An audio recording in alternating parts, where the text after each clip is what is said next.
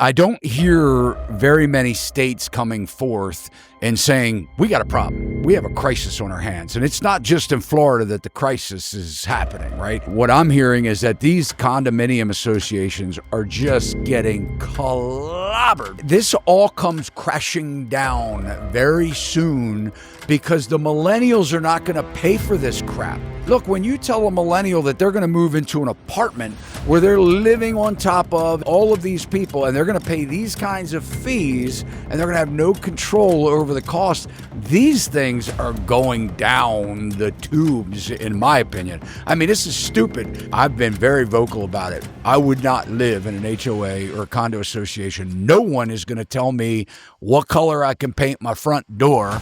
It's bullshit. The problem with the condo associations is you have these people running HOAs that have no experience in building, development, nothing. They're just a bunch of people who are nosy Nancy's, really. And, they regulate, they fine. You can't put your light on this side. You got to put your light on this side. Things like that. Are they going to go bankrupt? Are these condominium associations going to collapse? Phil Simonetto, welcome back. Hey, good to see you, Todd. Happy to be here. Good to see you. So much to talk about. And for those who have never heard of you before, I find that hard to believe if they're watching our show. I mean, you're a frequent contributor to our show, but you're a Florida real estate broker. You're licensed also to teach. You're a real estate instructor. You have a school.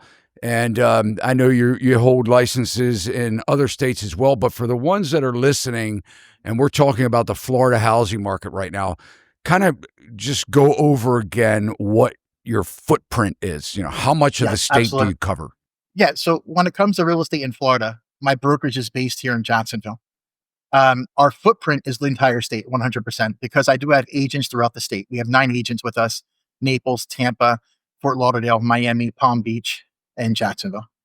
And I just want people to understand that, because every time we podcast together, and we get a lot of views, and every time we do, we get a lot of comments where people are saying that, and a lot of them are real estate agents, that you're not telling the truth about the market, and that, it's not that things aren't crashing and things aren't sitting on the market. I mean, obviously we could look on Zillow and Homes.com and find out for ourselves. We don't have the access that you do here in Maryland to your MLS, but I do want to address some of those concerns because, and a lot of them are real estate agents, and I feel like they're just kind of popping off because they want to keep the narrative going, and I've even tested it. I looked people up. I mean, people made comments. They were public, profiles, and I saw they hadn't done but a deal or two in a year, and I'm like, what are you talking about? You say the market's great and you don't even sell anything, but I want to go over that, but before we do, I want to the last time we spoke, and I'm going to quote you on some things here, because I just want, some clarity for people that haven't watched the show. When we talked last month, you had said, I've never seen anything like it. Inventory is skyrocketing, tripling and doubling. Price decreases. Builders are overbuilding. The migration has slowed down so much. And Phil, you said that, in quote, we're looking at something happening that I've never seen before. And you were referring to the Florida housing market crashing, because that's what it seemed. You seem like you're in the epicenter of the crash. So since January, bring us up to date. Have things gotten better or worse? The numbers are steadily getting worse every 7 days. You see, when I'm analyzing the numbers, we have the 7-day history. Okay. NAR and Florida Realtors come out 2 months behind. Like right now, we have December's information. We don't have January and February. I get the last 7 days. All of us do. Every agent. It's the last 7 days in the MLS. You can't get in between because they don't give you the access. So in the last 7 days, for the last 4 or 5 months, it started off 6,000 new listings in 7 days. Then it went to 7, then to 8, then to 10, then to 12. 13,000 new listings in 7 days. Now, I think the last one I ran today was 11,000 listings. And the same thing with closings. We had 7,000 closings in 7 days. Then I went to 6, 5, 4. Now it's 2,400. Yeah. So if you look here, right on the top here, you see where it says Market Watch. Okay. So in the last 7 days in the bottom right, this here is the Stellar MLS. Okay. Stellar MLS is one of the 3 MLSs that my brokerage is part of. We cover about 95% of the state. Stellar is the biggest MLS. It goes from Daytona Beach on the East Coast, over to Tampa on the West Coast, down to Cape Coral, and over to St. Lucie County. So it's the largest swath of the state. Now, I also have beaches, which is St. Lucie down to the Keys, Homestead, and then Flex, which is up here in Jacksonville, does Jacksonville over to Tallahassee and that area, right? And then Gainesville and all that, down to St. Augustine. But this one here is what I like to use. And the thing you'll see is the percentages are the same. The numbers are smaller in smaller areas, but the percentages are the same for what I'm going to show you. So when you look at new listings, that means that's a listing that just came on the market in the last 7 days as a new listing. Could have been an expired, could have been a canceled, or could have been just a new person going on the market. 11,764 new listings in 7 days. That was up to 13,000. It's been floating up and back. Okay. This has been like this for months. Okay. The price increases is a little deceiving. That's usually the builders that put them up coming soon. And then when they hit the market, they put the price up.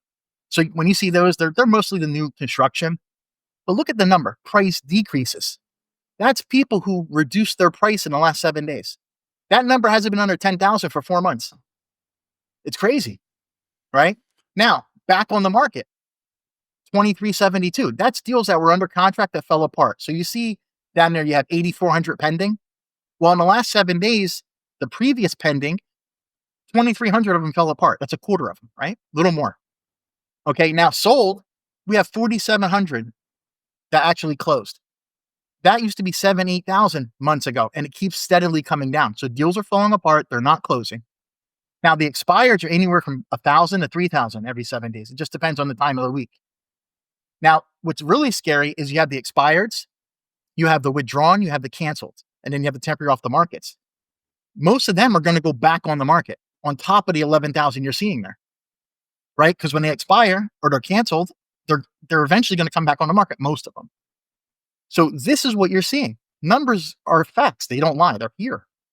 And, the agents out there, I don't know. I don't know how successful they are. I don't know how long they've been in this business. I've been doing this since I was 19 years old, building, developing. Now, I wasn't a licensed agent until 2014. That's when I really got into being an agent for third parties. I never liked agents, but I got into it because I chose to go into the field and I love it. I used to buy, sell, flip, I develop. So I've seen it all. So when you're talking about, agents popping off and saying things, it doesn't matter because we talked about this before. If everybody got what was happening, there would never be a crash, right? If everybody understood what was happening, nothing would ever crash because nothing would rise too high. People wouldn't, have the fear of missing out and buying things. People would anticipate what's coming. And if they can't understand what somebody who has the knowledge, like you, like me, we've been in this most of our lives, we see this thing coming. And the bottom line is it's coming like a freight train.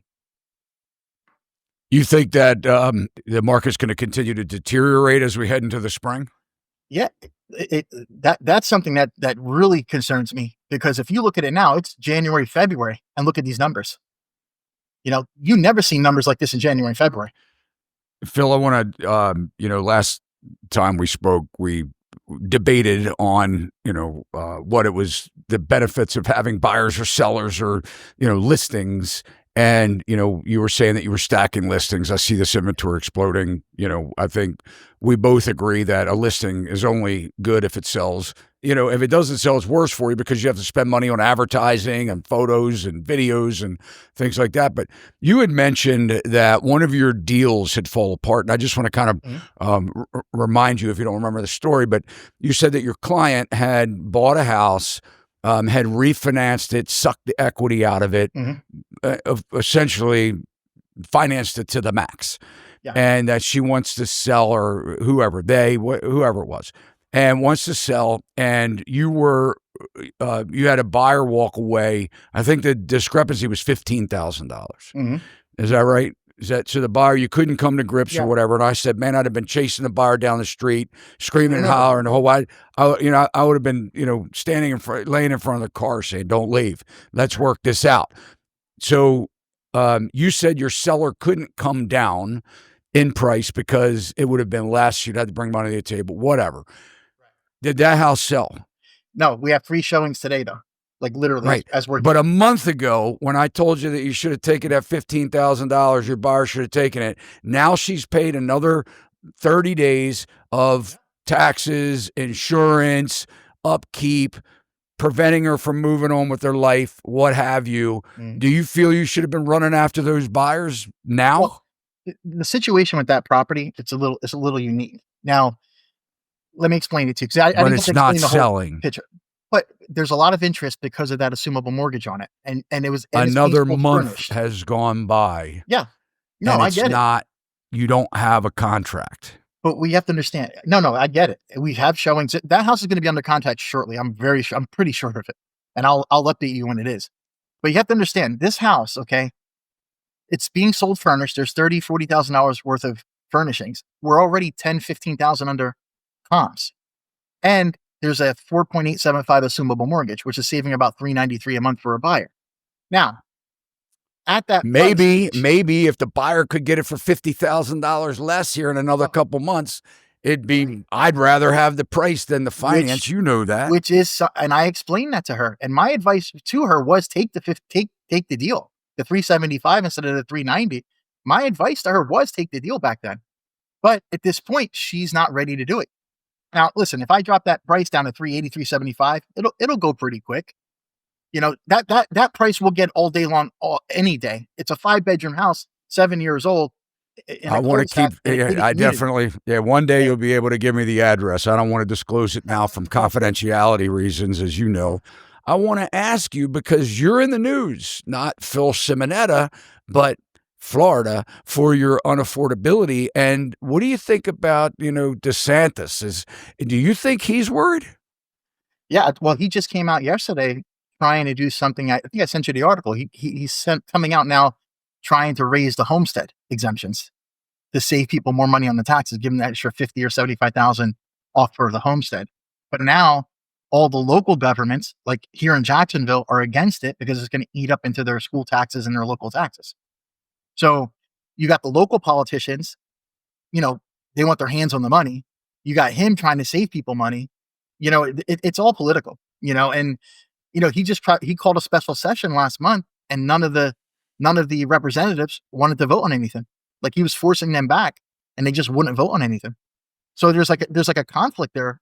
They're saying one thing, like the representatives and the city officials are saying one thing to help people, but their actions aren't living up to what they're saying. And he's trying to implement things, and they just keep conflicting. They're like butting heads. There are two topics I want to go over. One of them, like you're saying, is a newly filed bill that would prevent, we'll talk about this first because the taxes are something else, but there's also a newly filed bill that if it passes, and there has to be, before this can pass, there has to be a state constitutional amendment that would have to be made prior to this bill passing.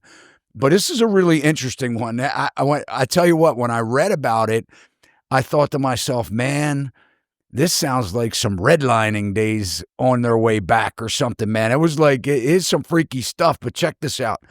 So this bill would prevent Wall Street type businesses, for investors, from coming in and buying up homes. So, and let me tell you why I think they're concerned, and it goes right along with what's happening in Florida right now. Is my experience is when when home prices fall to certain levels, investors start gobbling up houses. You just said you've invested in real estate. I've invested in real estate through the years. I mean, so there becomes a number to where if that housing market, if the retail buyers aren't paying the money for it, and those prices come down, there's a threshold to where the investors are going to dive in. And this, I want to just go over, I want to listen to this clip, and this is on actionnewsjax.com, Jacksonville. And by the way, guys, all of our notes are always below. If you just look at the description below, hit the More tab, it'll drop down underneath of this video, and you can see on any of our videos, I post all of the links of what we're talking about in our show, so that you guys, if you want to do a deeper dive and you want to check it out, I think you will in this video. There are going to be a couple links that we're going to go over that I think you're going to want to, if you're in Florida, you're going to want to look at them. But let's listen to this clip. At 6, local governments could soon have a tool to stop big corporations from buying up single family homes. Yeah, the idea is to make home ownership more attainable for people in Florida. Action News Jack state and local government reporter Jake Stofan is live on the South Side. And Jake, this has been a growing problem. Well, and the newly filed legislation would essentially allow local governments to designate safe zones that would be shielded from those who attempt to go into an area and purchase up multiple homes, not to live in themselves, but to rent out. Now, Phil, safe zones? Yeah, I don't understand that. That's crazy. It's I'll tell you something. First of all, stopping companies from buying, you have small investors. I buy property, I set up a LLC, right? Because I don't want the legal liability of somebody tripping and falling, assuming for everything I own, right? So are you going to stop individuals from setting up an LLC to buy a property? Because that's the same as a corporation. Doesn't matter how big it is. It's an entity. So I don't know how you would stop that. Safe zones. I mean, what's a safe zone? I mean, there's opportunity zones. Yeah, sure. You can do commercial, residential, but what's a safe zone? You're saying, oh, this development here, single family, if it has a HOA, you can't do it. Like what are they going to do? I mean, Sounds first of all, I do understand we have a massive problem with investors, corporations buying up tens and hundreds of thousands of single family homes. Investors used to be in the multifamily space only and commercial. The multifamily is technically commercial anyway. A commercial real estate transaction, but they go vertical, right? And ever since the 2008 housing crash, that's when these investors, Wall Street investors, these foreclosures were packaged up, sold to Wall Street. They got their first taste of what it would be like to own a single family home, gain the appreciation. They've had nothing but appreciation and the rental income along the way.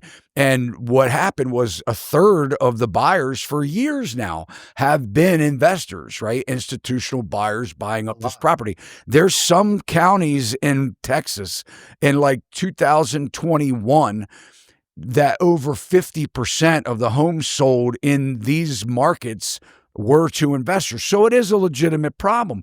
But describe to me what a safe zone is. So if you're going to say, okay, let's say that you own a home that you live in and it's not in the safe zone.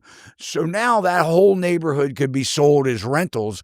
You as an owner, occupant, homeowner, are going to be pretty pissed off if your property values, plummet because it's a bunch of landlords that aren't taking care of places and they're renting them out. Now, they may take care of but what's a safe zone?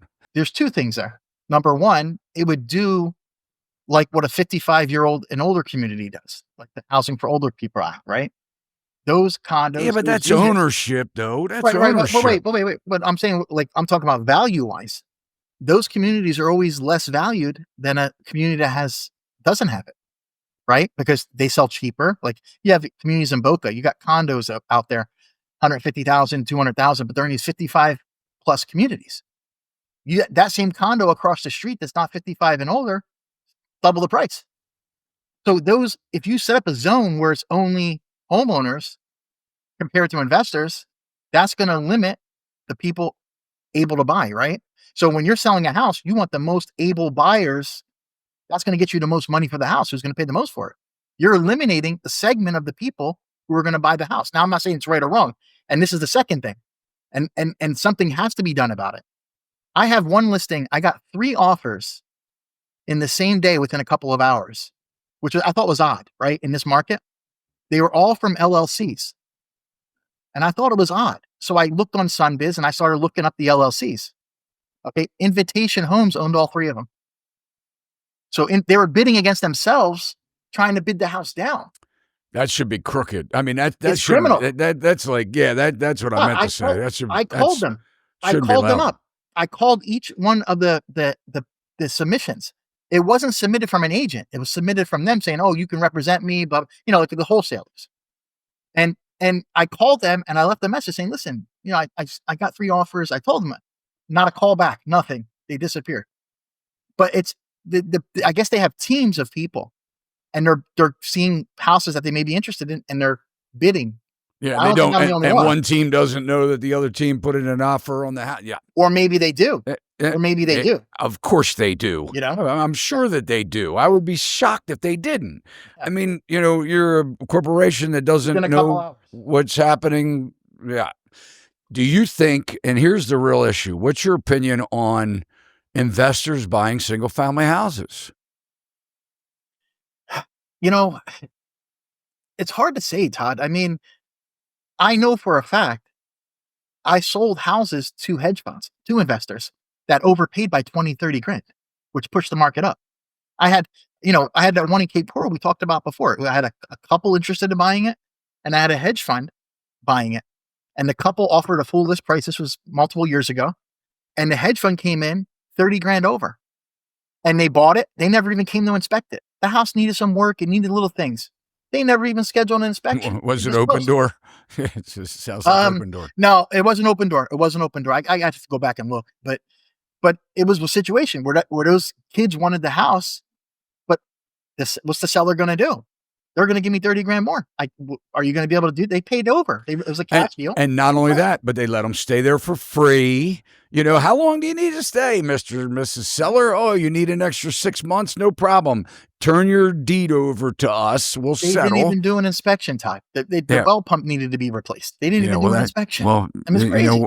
Where Zillow offers got themselves in trouble and lost hundreds of millions of dollars for their investors. What a mess. Yeah.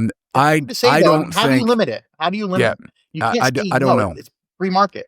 I don't know. I think it's against capitalism, but at the same point in time, it doesn't appear that there should be the same rules, for an investor and a homeowner. I think that there should be.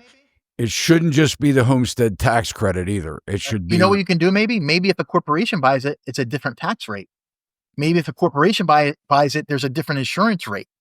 Maybe you can make the cost of it a little bit different for the corporation to own it, so it's not as so they're still going to pay more money for it, but not in the price. It's just going to hurt. It's just going to hurt the tenants. I mean, it's just going to make what it will do is just make it so whether it'll make it so that the tenants can't afford to pay the rent, and that's becoming a crisis too. I hope you're enjoying the interview so far. I just wanted to take a brief moment and let you know that this podcast is brought to you by SachsRealty.com. Here at Sachs Realty, we're committed to bringing you the best real estate education and helping buyers and sellers achieve their real estate goals. If you haven't subscribed to our channel, please consider doing so now. And don't forget, we're on every major social media platform, so you can follow us there as well. Now back to the show. You know what they do on HUD Home Store, right? Yeah, so I'm familiar with it. Yeah, when a house goes on the market, you're not allowed as an investor to bid on it, correct? Right? For a period of time. For the first 60 days or 90 days? 30 days. 30 days. Okay, yeah. 30 days. You can't bid on it. The only one that can bid on it within 30 days is government-owned foreclosure, HUDHomestore.com. If you guys want to check it out, you can put your state in there. It will tell you if there are any houses available where you're looking. And it really can be a sweet deal, because if you're an owner occupant, you can actually buy these houses and get financing, straight from the government, a government-backed loan. And they'll even do, a lot of these properties are distressed, but they will even do a renovation loan for you. So it's a sweet deal if you see something that is within your scope of, taking on a project of renovating a home, but you're protected as a homeowner or as a nonprofit for the first 30 days the house goes on the market. I don't think that's a bad way to go. I think if we were to say to investors, you can't bid on these houses for 30 days, but then the seller says, screw that, I want everybody to bid on my house as fast as possible. Because the seller wants as much money.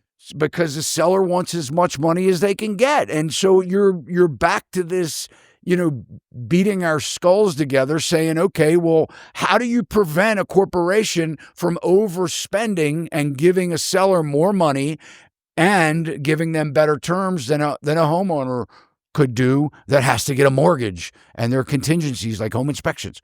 So I think it's a mess.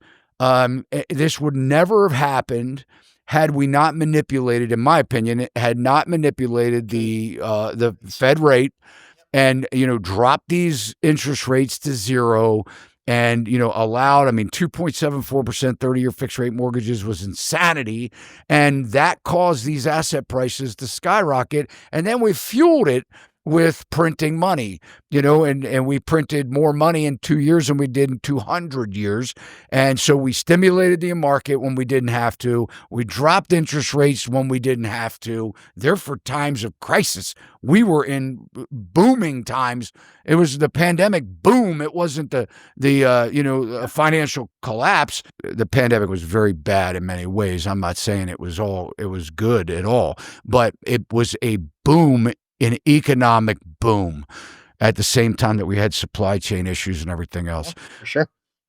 Let's talk about the property taxes that you just brought up earlier and with DeSantis, because, first, are people having a hard time paying their property taxes? Yeah. Jacksonville's up over 40%. It's one of the highest in the state because of the values. The values have gone up so much and now the taxes are catching up. But as the values are coming back down, there's always a lag there.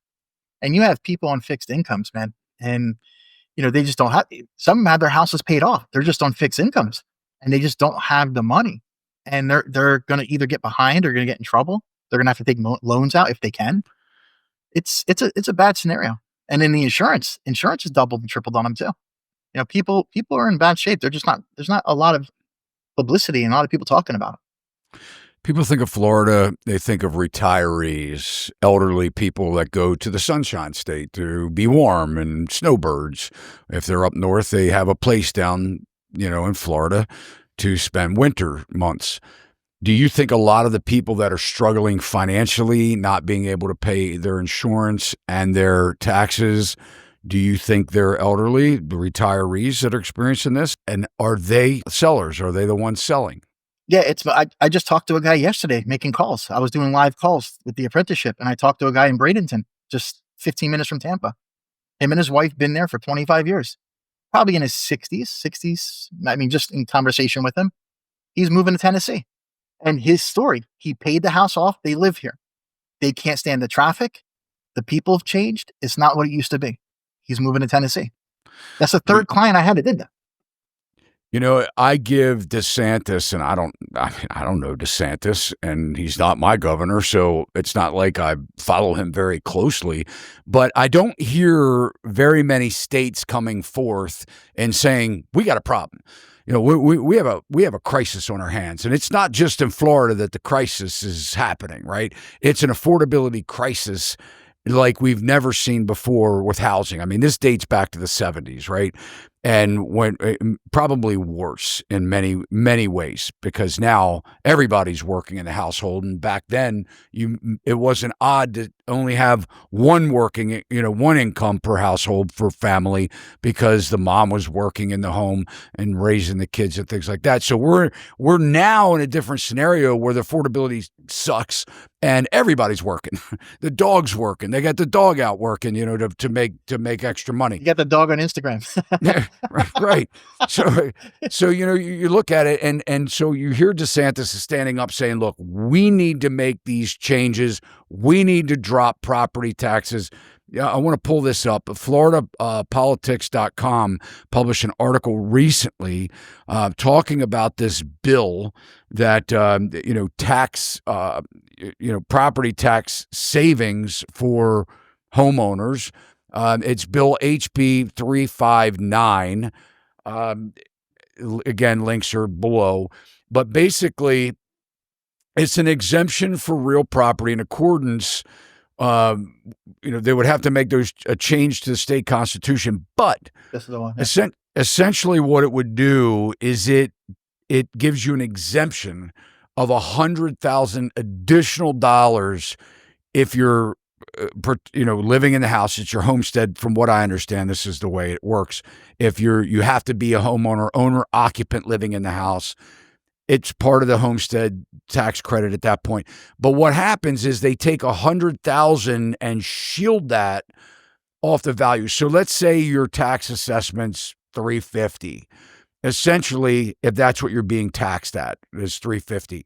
That would drop your tax bill to a house that would be priced at $250. It doesn't actually drop your value of your home. So if you go to sell it, it's the taxable, it's exemption and that would probably really help a lot of people. I think it's the question is, I think it's a long road to hoe to get there because of what all needs to take place for them to do it. So I don't know that it would be instant relief. They say, and I've dropped the other bill in the show notes as well, the one that talks about the state constitution that needs to change, the wording and some wording with that. That's in the show notes too. If you guys can read it. The way the homestead works now, let's say your house is worth $450, you get a $25,000 exemption for your school and up to a $50,000 exemption for your county and city. Now, there's also other exemptions. If you're blind, you get $5,000. If you're a vet, a disabled vet under 100%, you get $5,000. The widowed, you get $5,000 additional, right? Now, all that would make it $125 for school, most likely, and then $150 for the city and county, and then you would still have those additional exemptions.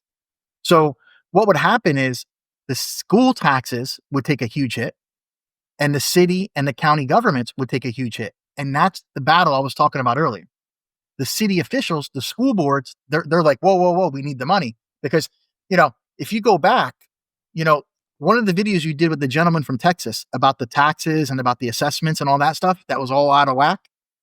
This would take money out of their pockets, same way. Like how he was saying they were assessing things that weren't proper, and they were setting budgets off of what they need to make the house values.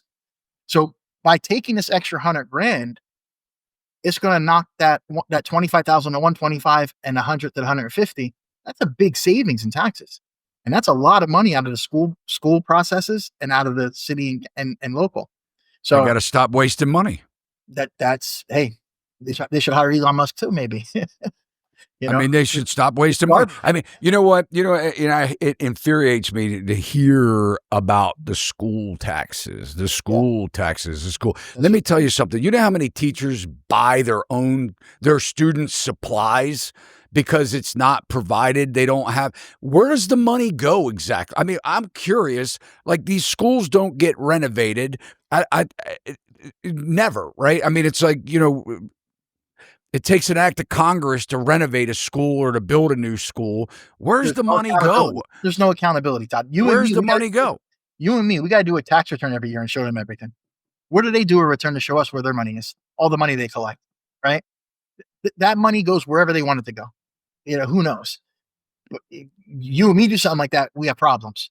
But the bottom line is the bureaucracy. It's everywhere, man. It's everything.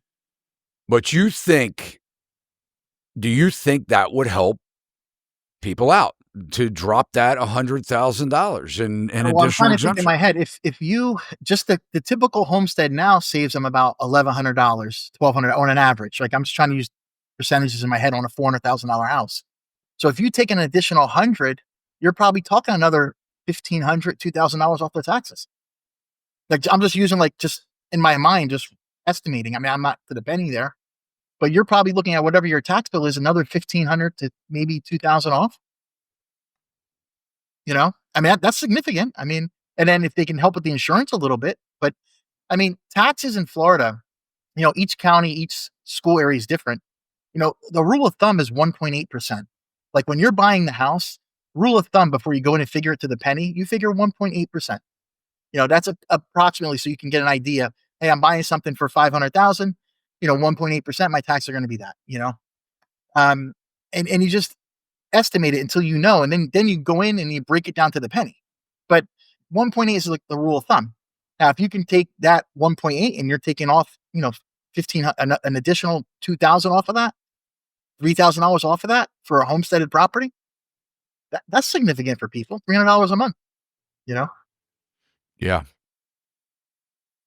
That's what I think. I mean, Especially when school teachers in Florida that have been working for 30 years only make 50 grand a year, I think. So, yeah, another $2,000 a year in their tax bill would probably be a nice break.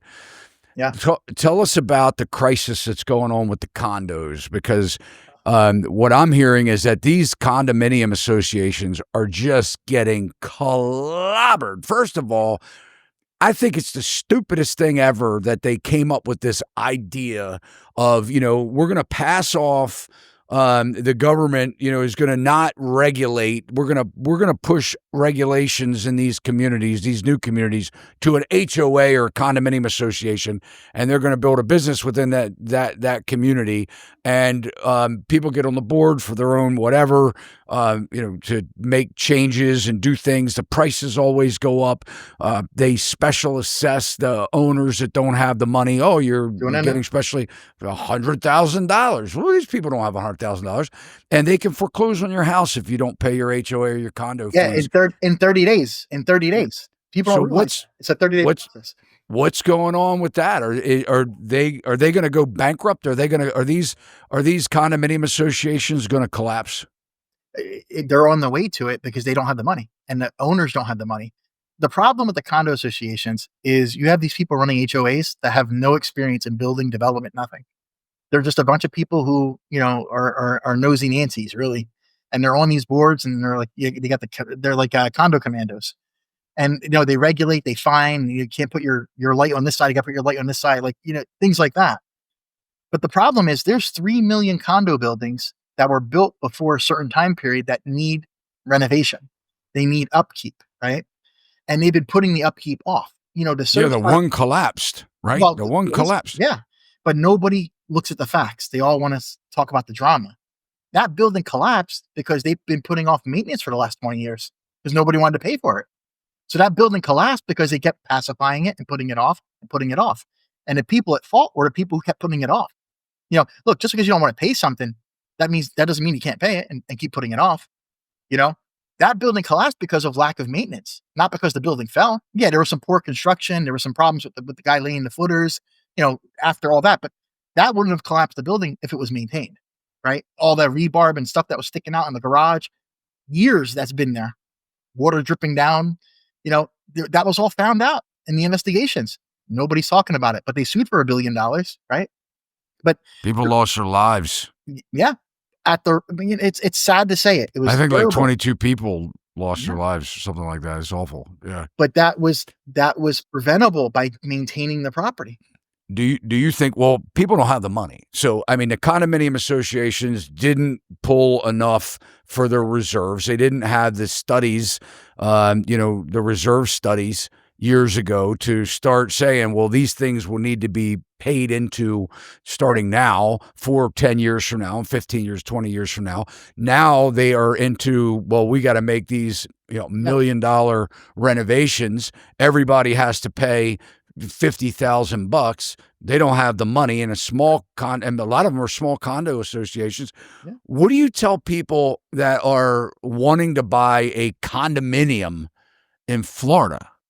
They have to research it, which I help them with, and you have to see what their status is. And I'll give you 2 examples. I have one right now. A woman is moving to Texas, and she's thinking about listing a condo in Palm Air, which is it's in like Fort Lauderdale, like North Lauderdale, Pompano Beach area, right? It's Palm Air. It's like a whole golf course, really nice area. Inexpensive condos, nice area. She has a $30,000 assessment. Okay. She bought the condo for $140,000. It's only worth $160,000, right? Now, she can't sell it, Todd. She can't sell it. Here's why. You can't pass the assessment on. The assessment has to be paid by the seller at closing. It cannot be passed on to the new owner. They're not allowing it. So now she'll lose $10,000 to move that. Now she's thinking about it because she wants to go to Texas. Now her other option is to rent it out. The problem is the additional cost. She has her HOA, she has her insurance, she has a mortgage, right? And then she also has an additional HOA payment for the $30,000. So now if she rents it out, it's going to cost her $300 because the rent doesn't cover the expenses. So she's like, do I rent it out and hope it goes up and just lose $300 a month and keep the unit? Or do I sell the unit and just pay 10, 15 grand and walk away? After everything's said and done. That's what all these people are running into. The other thing is you have the elderly, right? You have the retirees who own these units outright, right? They own Fixed them income. and they're on a fixed income and they can't afford to have that additional payment. This is where something has to come in. There's got to be some kind of fund, maybe a government fund that gives the loan for it, and then they pay back the loan to the government over a longer term. Let the government make the interest on it. Something's got to be done because, and that's just talking about a small one. Now here's another one. Now get this. I have one in Palm Beach. I'm going down to Palm Beach. It's on the golf course. I'm going down Monday to take the photos. We're putting it up on the market, right? It's 1.1. It's going to be 1.2 furnished. This building, I talked to the HOA. I got everything. The place is immaculate. Everything's been done. They did the extra inspections. You have so many buildings that are like that there's no problem. So when a buyer's coming for that, they see that everything's perfect, meticulous. I have everything. I got the meeting. $1.1 million for a condo, and that's probably just an average condo too. That's nothing probably extravagant. Yeah, they're building. It's a little bit older condo, but they're building a Ritz-Carlton right next to it, like right on the other side. Woo! But that's where I want to live, next to the Ritz-Carlton. It's Palm Beach. I mean, they're doing the opposite of what the market's doing. People are doing, repetitively. They are making bad decisions over and over and over again. And this is only working with the baby boomers and maybe some Gen Xers or maybe some foreign investors, that are whatever they're doing with their money. This all comes crashing down very soon because the millennials are not going to pay for this crap. They don't want it. Right. So when you tell a millennial that they're going to move into an apartment where they're living on top of and next to and, under and, all of these people, and they're going to pay these kinds of fees and they're going to have no control over the cost. These things are going down the tubes, in my opinion. I mean, this is stupid.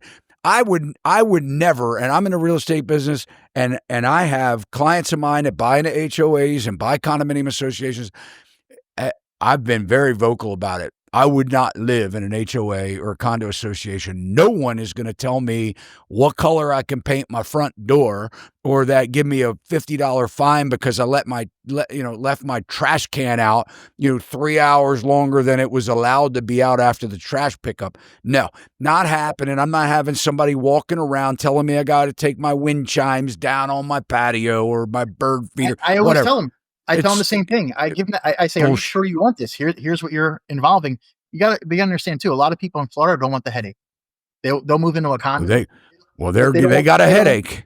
They don't want to take care of anything. They move. They want to go back home. They close the door. They walk out. They don't have to worry about the lawn. They don't have to worry about getting a $50,000 assessment mailed to you and saying it's due like now is a headache. Okay, so they didn't realize their potential, where the headache was coming from.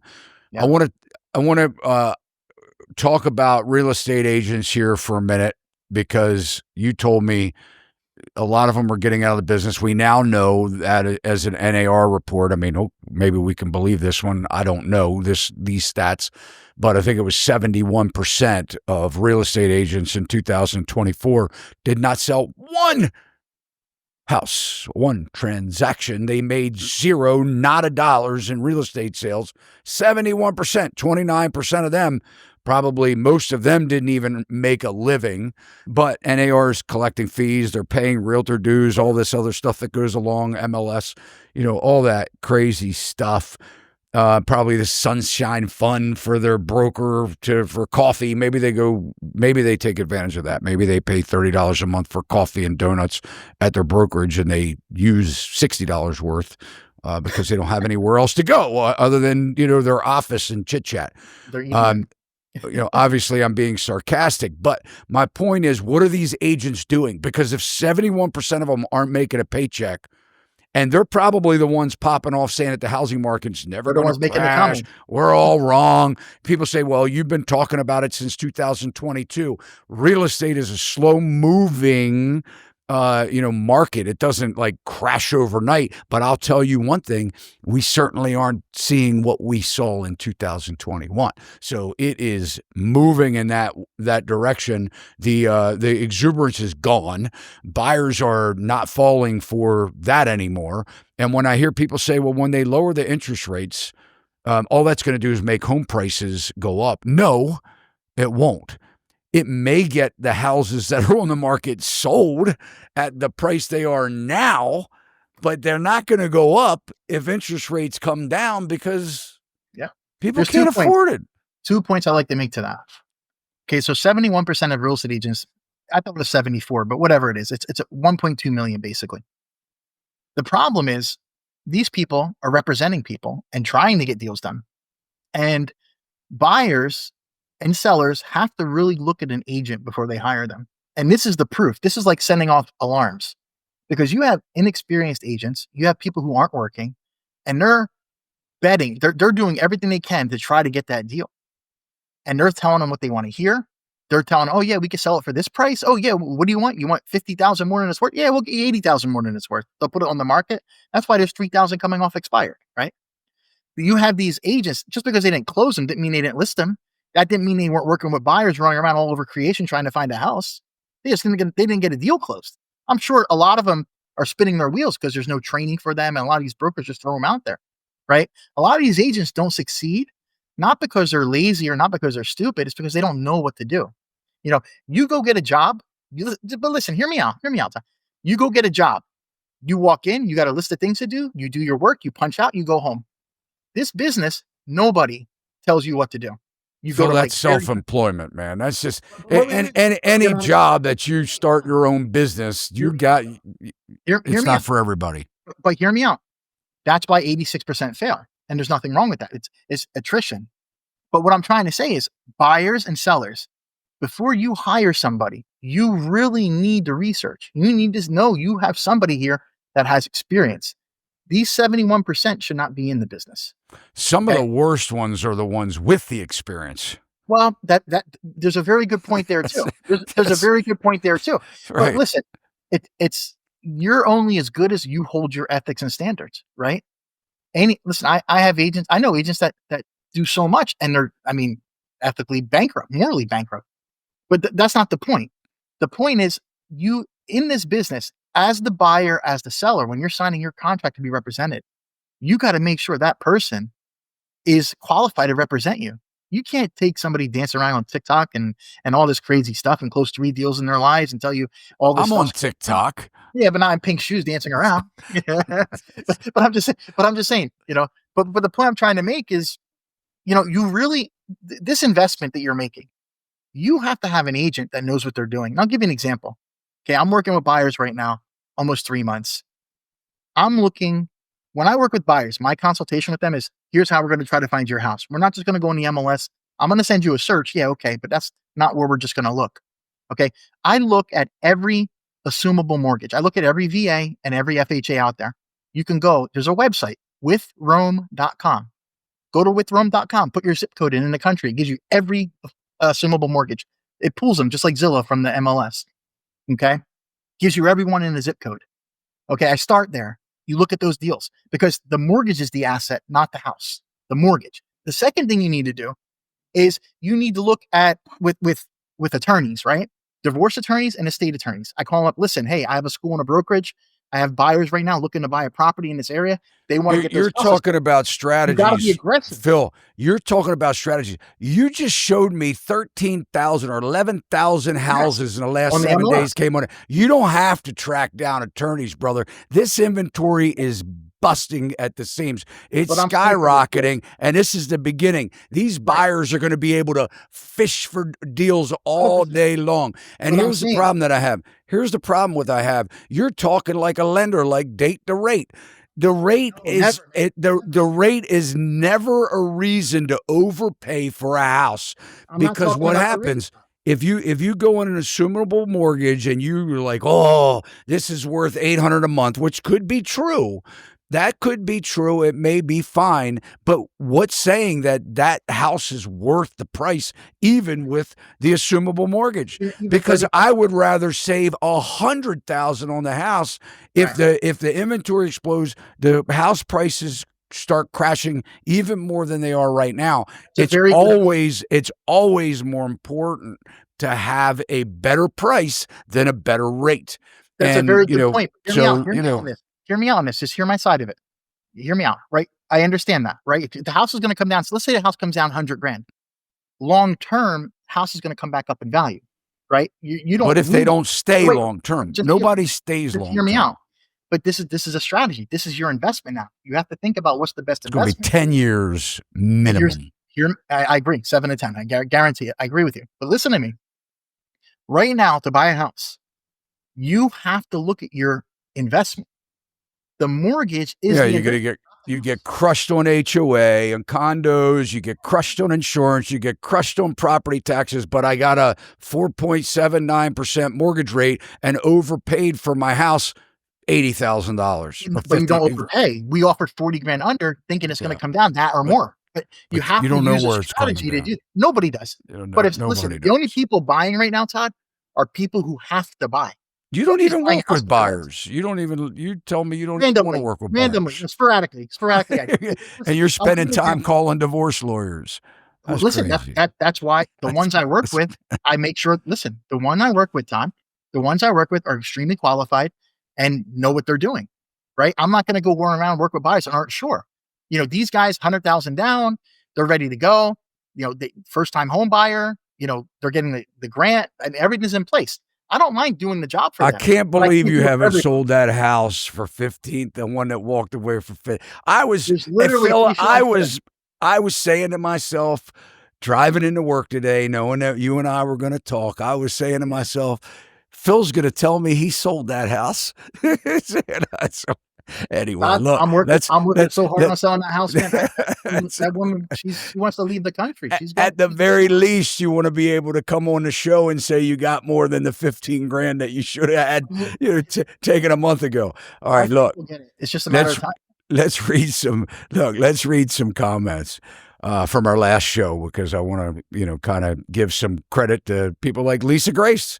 Okay. I'm okay with the housing market going bust here in Florida. I worked for the Census Bureau, and 40% of the homes in my neighborhood were owned by investors, which was artificially driving housing costs upon what used to be affordable retirement-style homes. I'm okay with the housing falling to half of what it is now, and yes, those investors are going to lose their shirts. You believe that? You think the investors that bought in 2021, 22 are going to lose their shirts? Hey, some properties dropped 40, 50% in 08. Some of those single family, some of those developments, it happened in 08. And 08 was just a mortgage crisis. Now we have an everything crisis, So I'll tell you, it's possible, but also think about the census information, not always accurate either. All right, let's look at this next comment. Karen Bouchard. Thanks, Karen, for your comment. We moved back to Maine 3 weeks ago from Florida. Our major concern was hurricanes, floods, traffic tornadoes, and the insurance, ! Not looking back. And let me tell you something. If people are moving back north, where we're not seeing the home prices crash like in Florida yet, that says something. And then we've got Bless USA 123 here.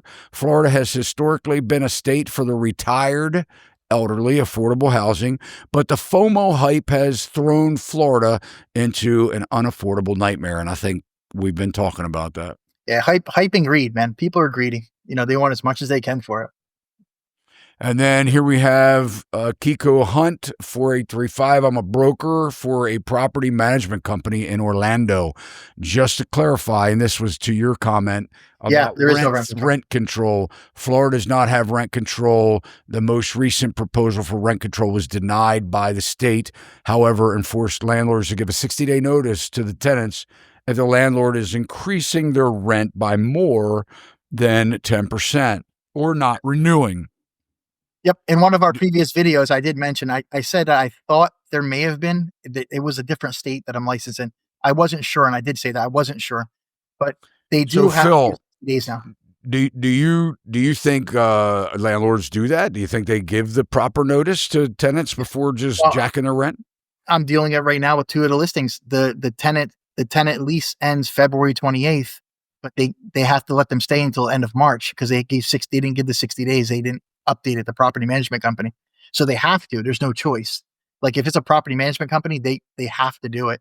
Now, if it's a private situation, I mean, if the tenant doesn't know, but the tenant has a legal right to stay 60 days no matter what.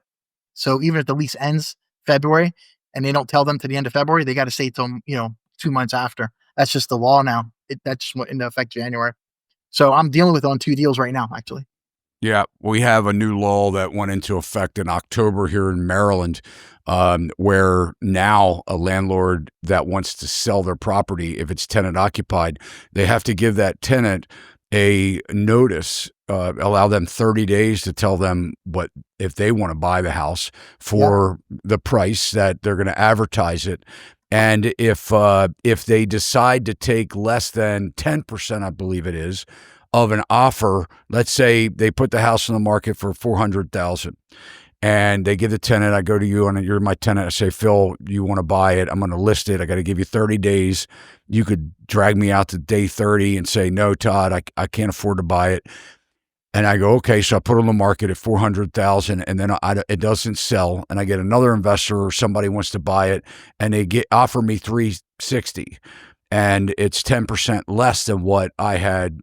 You got to go back and to tell you them? for. I got to go back to the tenant. I got to say, Phil, now I have an offer that's $360. Do you want to buy it? And they have up to another 30 days, I believe, is how it currently is, to tell me yes or no. Now, you're not going to wait 30 days to find out an answer to whether your landlord. So you know what a lot of agents are going to do? They're going to say, look, you want to sell it? You're going to have to clear out the house. Yeah, my personal rentals, I have a clause in there. If I decide to sell the house, I can give 60-day notice. I mean, and they have to accept it. That's it. I mean, if I'm going to sell it, I have that in my lease. That wouldn't happen here in Maryland because the lease can't override or supersede the state law. That's a new law? That's a new law they did? Brand new law. And then the other thing, I'll give you an example of this too, what you just said about giving them first right. I have one here down in New Smyrna Beach. Tenants are in there. Landlord was going to sell it to them before we put it on the market. Like I always speak to the tenants first if they want to buy, whenever I have something like that. And the landlord was going to sell it to them, for market price, but he was going to give them $25,000 seller credit towards closing costs and to help them with the house. And I was going to reduce my commission since it would have been an easy deal. I would have just done all the paperwork, boom, sold it to them. They could have stayed there, never moved. I worked all the numbers out, got all the mortgage done for them. Their payment went up $500 a month from what the average rents are going on in the neighborhood. They're moving out end of this month, end of February.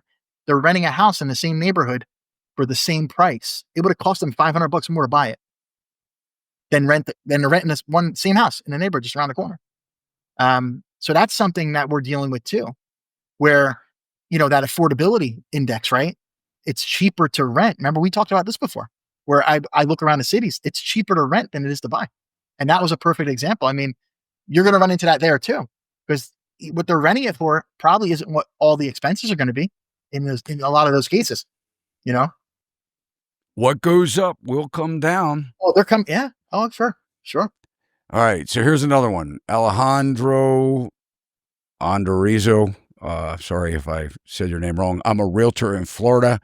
I have to leave this comment. This is referring to you.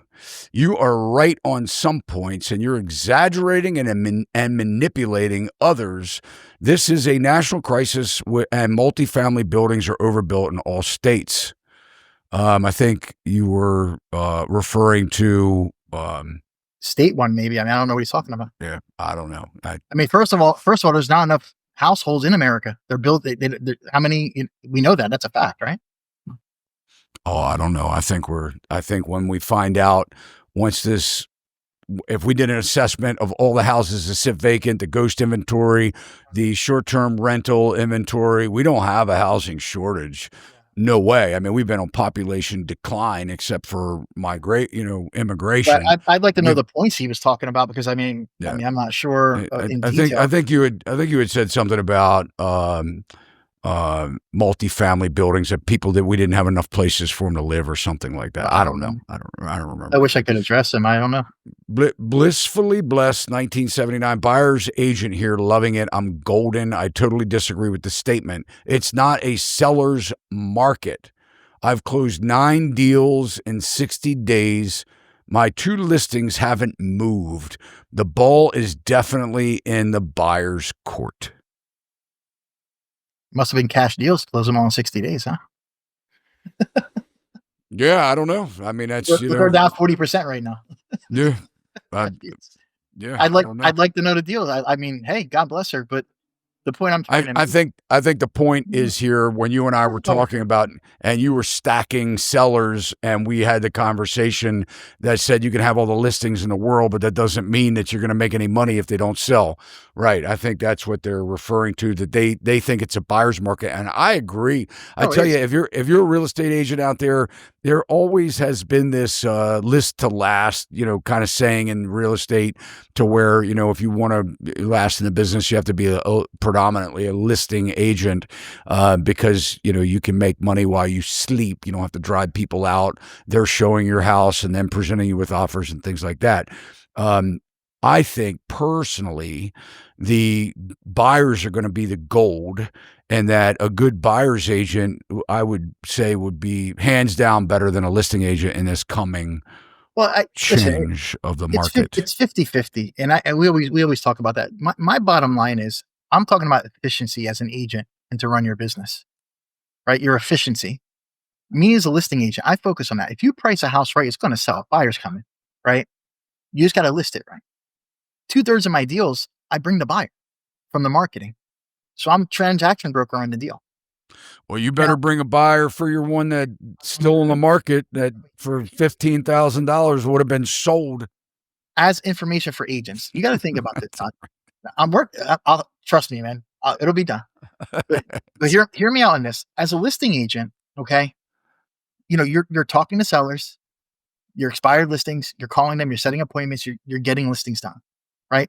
It's a 4 or 5 hour process of getting it done, photos, getting on the market, get it going, market it, advertise it to the buyers. When you're working with a buyer, I'm working with buyers 3-4 months. We still haven't found a house. The 2-3 buyers I'm working with. I don't work many with them, but when I do, it's out of request from them, and I'll work a deal with them. But I'm spinning my wheels, trying to find properties, going to show properties. This one works out. No, this one doesn't. We make an offer. That doesn't work. Oh, okay, now we got to go see more of them. 3-4 months working with them. Nothing. I got 17 listings on the market right now. I got 6 showings going on today, right? While I'm here with you. So as an efficiency, as an agent, listings is what gives you the freedom to work. How many buyers can I work with and go show properties with at a time? I can only be one person, one place.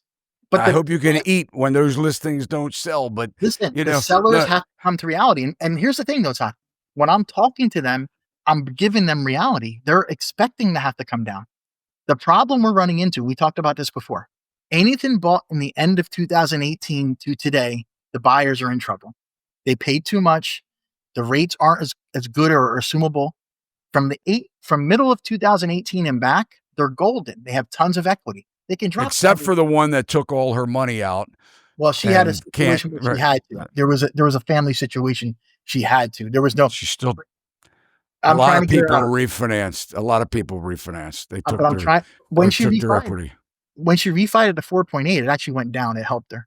She's financially able. She's fine. If she wanted to come to closing, she could. She's not in trouble. Yeah. But she just has this principle in her mind. She's not ready to make that. Don't do it yet. But you know how people are. Right. Eventually, they're going to see, and they're going to have to pull that trigger. Now, there was more to that 15 grand. I'm sorry. I mean, that guy. I asked the agent. I said, "Listen," I said, "Do you need me to explain it to your buyer exactly everything that's here?" Because I could tell the agent wasn't so experienced. They didn't know much about assumables, And I told the guy, I said, "Look," I said, "I'm more than happy to you put me on the phone, and I'll talk to your client, and I'll explain to them exactly how it works in the process, and I'll break all the numbers down for you guys to analyze together." Like I offered to do that because I knew there's something that wasn't communicated properly. I'm telling you. Well, it still hadn't been communicated properly because it's still in the market, my friend. But look, we'll wrap up here. We'll follow up back on that again. But I appreciate you, brother. Thank you so much for our Florida update, man. Anybody that's interested, Florida, Phil Simonetta's information is down in the show notes. All right, buddy. All right, man. Have a good one. Hey, before you go away, I just want to say on record, congratulations, your Philadelphia Eagles. Yeah. They kicked some serious KC butt, man. They ran over them. I was not expecting to see that. But anyway, God bless you, brother. You know, you're a friend, and I always appreciate chatting with you. Thanks so much for watching. If you like the video, you can let us know by smashing that thumbs up. And if you haven't already subscribed to our channel, please consider doing so now. Hit that alert bell. You'll know every time we upload content just like this. Keep those comments and questions coming. And one of the biggest compliments you can do for us all here at Sachs Realty is to share our channel and this video with your family and friends. This will help us to continue to build this amazing online community with viewers just like yourself. See you next time. Sachs Realty, Maryland broker number 607720, office number 443-318-4514, equal housing opportunity.